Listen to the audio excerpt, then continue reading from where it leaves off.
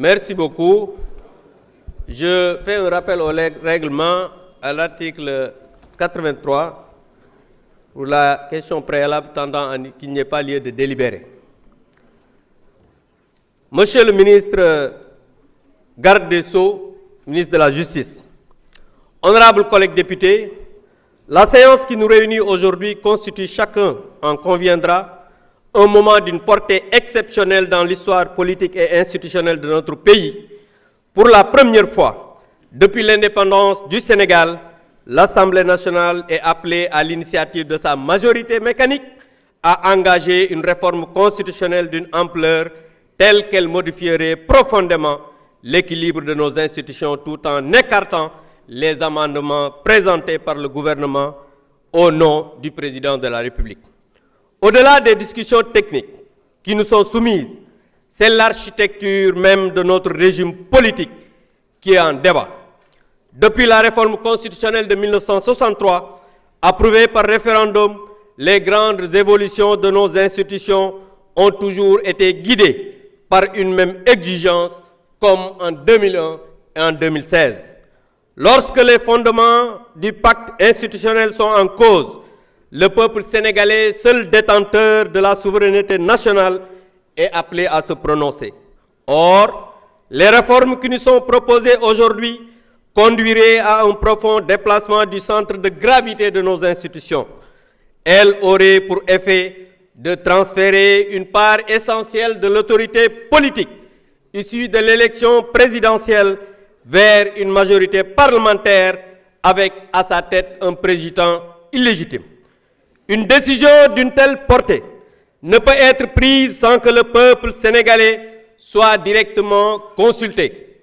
C'est pourquoi nous estimons qu'une réforme de cette importance relève naturellement du référendum, seul mécanisme permettant au peuple souverain de décider lui-même de son destin institutionnel. Honorables collègues, les décisions que nous prendrons aujourd'hui dépasseront largement le cadre de cette législature. C'est pourquoi j'en appelle solennellement à la responsabilité de chacun, au sens de l'État, à la lucidité et au patriotisme, bien que je n'attends pas ça de vous. J'en appelle également au gouvernement, afin qu'il porte fidèlement auprès du président de la République les préoccupations profondes exprimées par une partie importante de la représentation nationale et les segments les plus significatifs de la société sénégalaise qui sont en train d'être gagés par des lacrymogènes à l'extérieur. Le président de la République est, au terme de notre Constitution, le garant du fonctionnement régulier des institutions et gardien de la Constitution, monsieur le ministre de la Justice. À ce titre, nous lui demandons d'exercer pleinement les responsabilités que lui confère sa haute charge afin de préserver l'équilibre de nos institutions, de garantir l'unité nationale et de prévenir toute fracture durable dans notre vie publique. Il s'agit de préserver l'esprit de notre Constitution, l'équilibre de nos institutions, la souveraineté du peuple et cette tradition démocratique qui a toujours fait la fierté et la singularité du Sénégal. C'est pourquoi nous invitons solennellement la majorité parlementaire, qui est mécanique, c'est vrai, à suspendre l'examen de cette réforme constitutionnelle. Il faut arrêter votre entêtement. Nous appelons au président de la République à ouvrir dans les meilleurs délais des concertations larges qui vont inclure toutes les composantes de la nation. Pour notre part, notre choix est clair.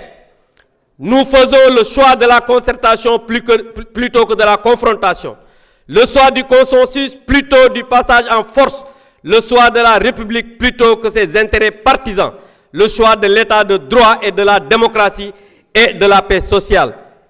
Qu'il soit toutefois clairement entendu qu'en toute hypothèse, notre groupe parlementaire s'opposera avec tous les moyens républicains et tous les démocrates à toute initiative visant à instaurer au Sénégal un régime de parti-État. Parce que vous n'êtes pas des démocrates, vous êtes des fascistes. Vous vous entêtez à vouloir passer en force. Donc je demande qu'il n'y ait pas lieu de délibérer. Je vous remercie.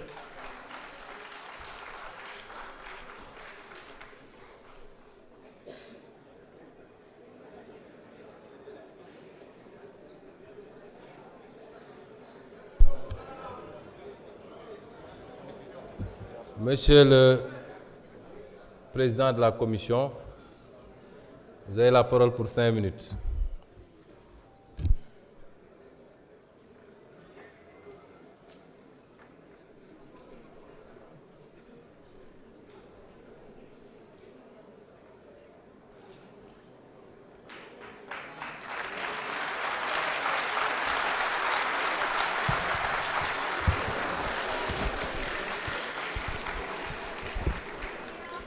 Monsieur le Président de l'Assemblée nationale,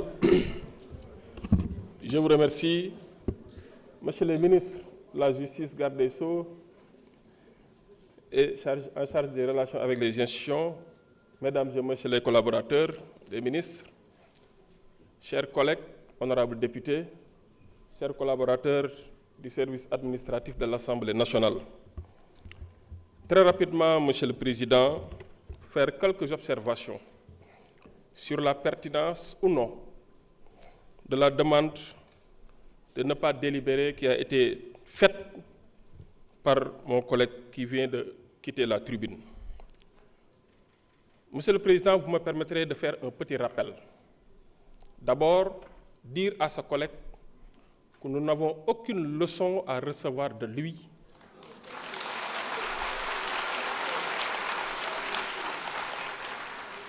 Pour la bonne et simple raison, c'est à titre de rappel, en 2024, c'est lui-même qui avait fait une proposition de loi opérant report et prorogation du mandat du président de la République, et cela implique une révision de la Constitution. Et je dis bien, cela implique une révision de la Constitution. Donc, il avait fait une proposition de révision de la Constitution par voie parlementaire. C'est important de le préciser. Deuxièmement, on a parlé d'assises, on a parlé de concertation. Je dois, le devoir me le suggère, me l'oblige, lui rappeler qu'en 2024, lorsqu'il s'est agi d'organiser des assises sur la justice, lui, son menteur, son camp et son clan avaient boycotté les assises sur la justice.